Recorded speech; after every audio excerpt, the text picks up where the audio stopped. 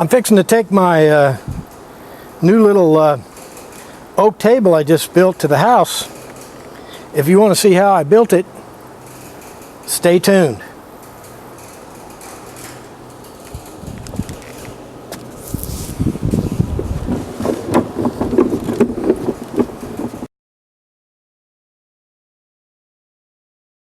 Welcome to another Memphis Monday. Today we're going to be building an end table similar to this one. This is an end table that I built some time ago. It's the top is too small on it. It's made out of clear pine. The one we're going to make today will be made out of oak, and I'll use this one as a prototype. All right, so welcome aboard, and let's knock off the chatter and get to work. When I make these tables, I like to make them precise, all the angles perfect, everything neat and orderly, with a certain amount of attention to detail. For example, right here, this skirt here is set in about 1/16 of an inch. It's that way all the way around. It's a nice little detail that you might overlook, and also it's not all that easy to do unless you know the trick. I'm going to show you the trick right now. It's called a table jig. Let's build it.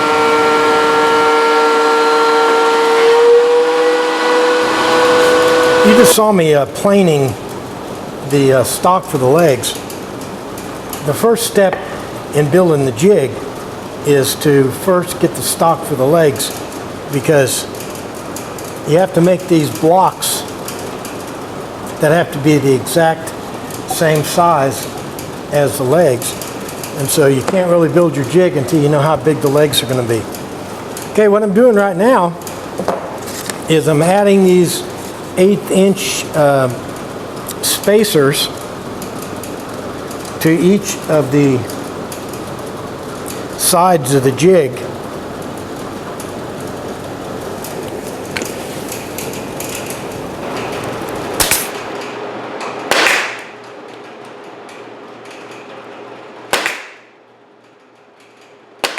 Here's the table jig.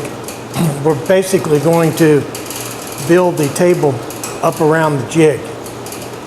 Let's go over the prototype and see what parts we're going to install now. The first parts we're going to install are these frame members. Sometimes they're called aprons, sometimes they're called skirts, sometimes they're called freezes, but the old-timey guys call them the beauty of the table jig is that the jig is square and uniform, and all the measurements are done. So now all I have to do is take these framing members and they go right in the jig. Let's see that little offset detail that we were talking about earlier. See how the little spacer gives it that little detail right there? Okay, over here on the prototype, the next thing we're going to make are these corner braces. They not only hold the corners together at 90 degrees, but they also attach the legs. Let me show you how I do this. I've already cut one. I like to make them come all the way to the top of the frame, and of course these are 45-degree angles, and so when you cut them, as long as you cut them at 45 and you make the long dimension here the same on all four, they should all four come out the same. So let's do that now. First thing I do is I take the block, my sample block. The actual dimensions aren't as critical as all four of them being the same. And then I put a little reminder mark down here to remind me which way the angle goes. And then I cut it out. Now what I do here is I set this cut up I built this little jig because sometimes when you're cutting these things, especially if you're cutting off just a small portion down here, it'll get away from you and pieces will start flying. Okay, let me go ahead and cut this.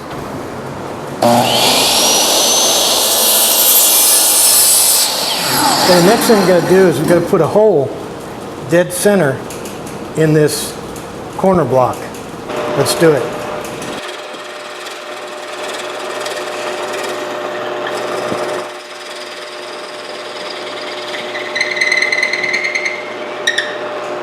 Now I have to drill the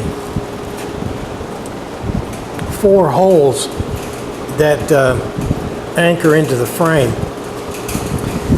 Each one of the blocks have these angled holes here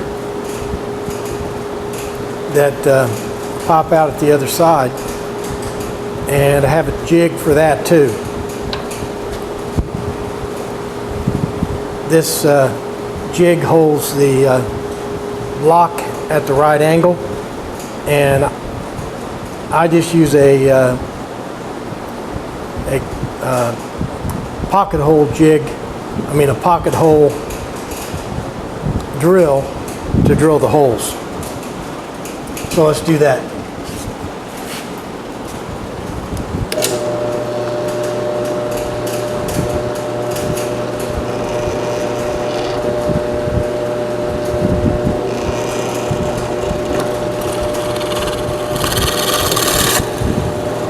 I've got my depth set so the drill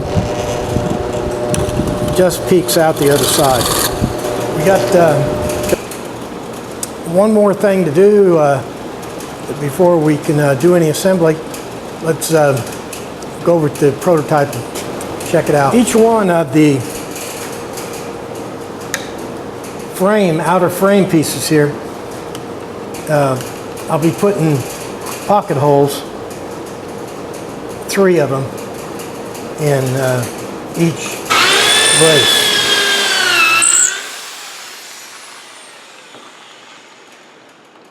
Well, there it is. I got all the pieces, parts all set up. That's the tabletop on the bottom, which is 3/4 inch oak plywood.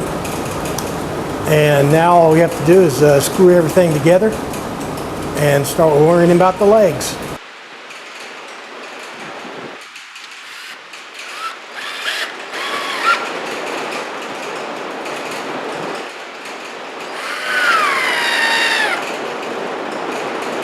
I'm gonna try to remove the table jig in one piece. You don't have to. You can just you're only temporarily put together anyway. But if you want to reuse it, if you're going to make several tables like I've done in the past, then you want to save this table jig and reuse it. But I don't normally save these table jigs anymore, because it seems like every table I build, I want to build a little bit different than the last one, and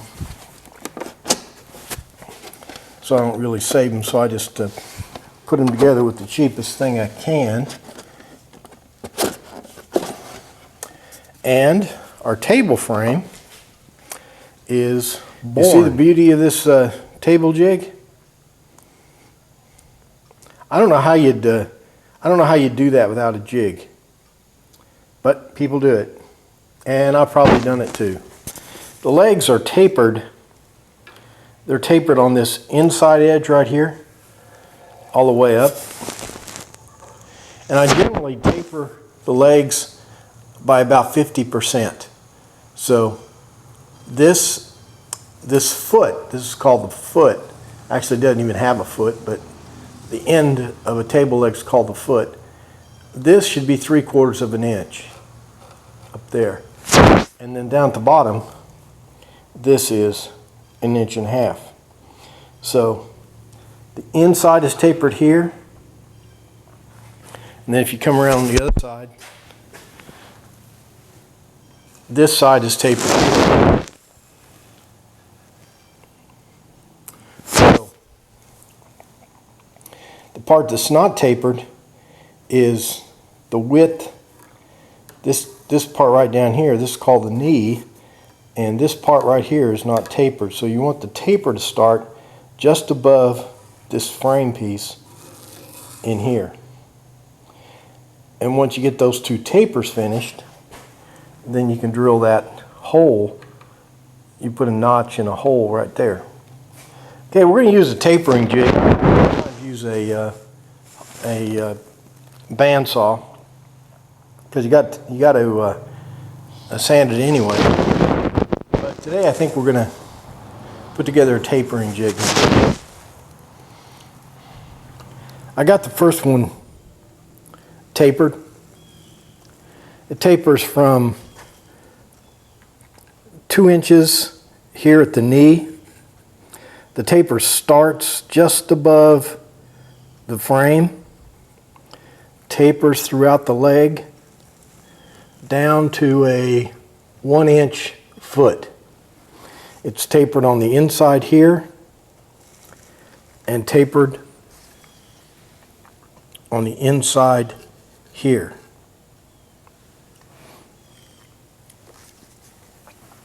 Let me show you how I do this. How I did that was with a homemade tapering jig here. Basically all it is a piece of plywood with the correct angle piece here. I just put in with the screws.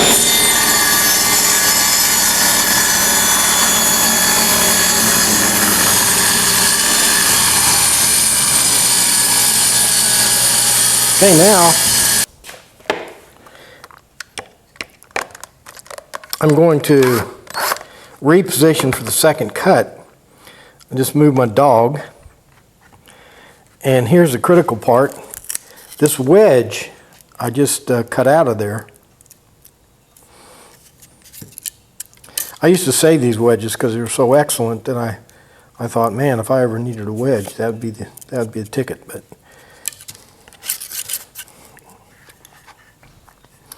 okay, you take this wedge and you just put it back in here,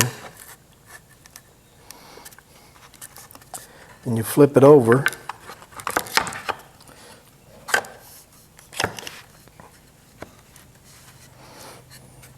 So now the wedge is taking up that space that I just cut out.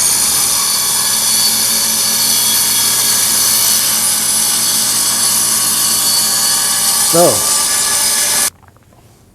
at this point, I just take my dog loose, take my table leg out, and I got a perfect taper.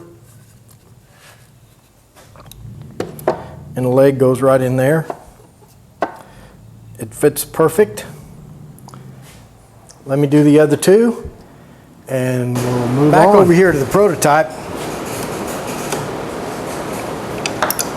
Let's take one of these legs off and check out the next operation. On the prototype leg here, here's the flat side, and here's the tapers. Each one of these legs need to have a flat place put in them right opposite the knee. Okay, there's several ways you can do this. You put these flat places in using a bandsaw. You could just chip them out with a sharp chisel. You could do it a lot of different ways, but I like to do it on a sander. It makes a real smooth job.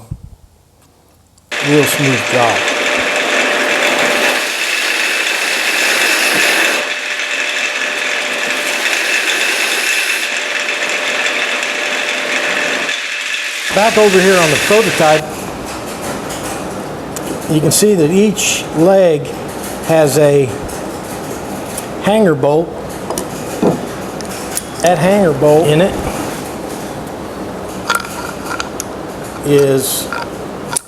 goes into a pilot hole. Now you can see that hole right there. Now the deal with that hole has to be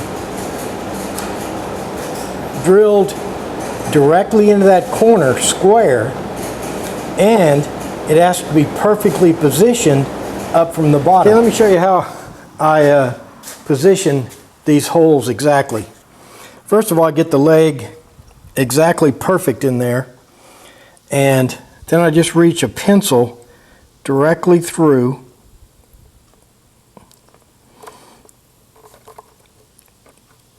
and put a little mark.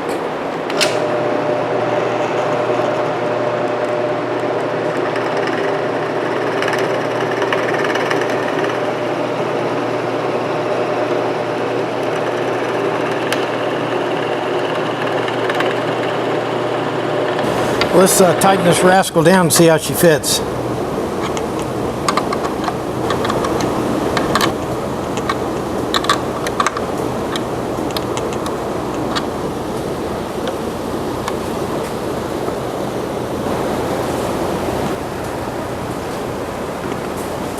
Well, it seems to fit okay.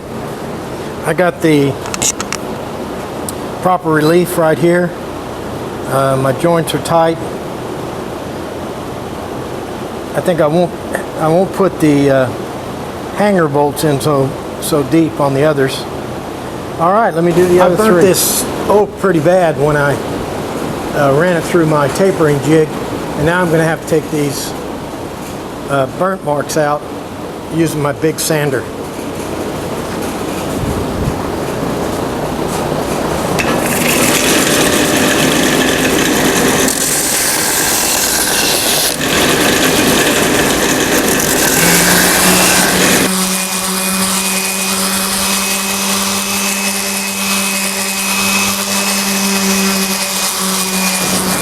Okay, one last look at the bottom before we flip it over. Get all the legs sanded. Let's flip it over on its legs and put the trim on the top. Down below, I found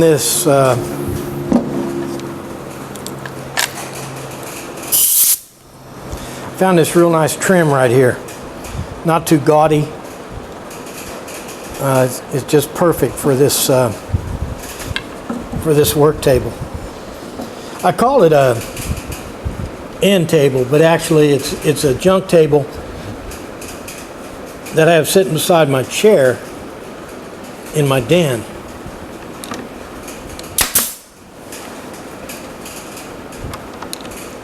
I think it's drum roll time. A little bit of sanding, put a little stain on it, and we'll be through. Finishing the table in something called amber shellac. Well, a lot of steps, a lot of processes,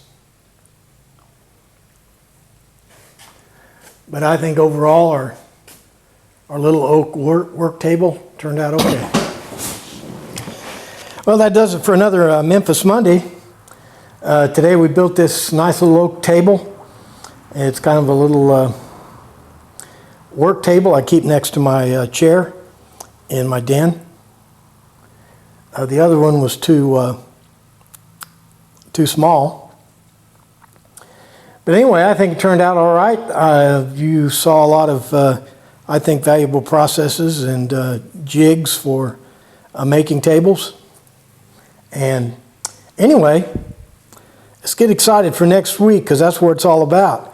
Make sure you comment, and what are some of the other things you do? Favorite and like and tweet and Facebook and all that stuff. But the most important thing is get excited for next week. See you then.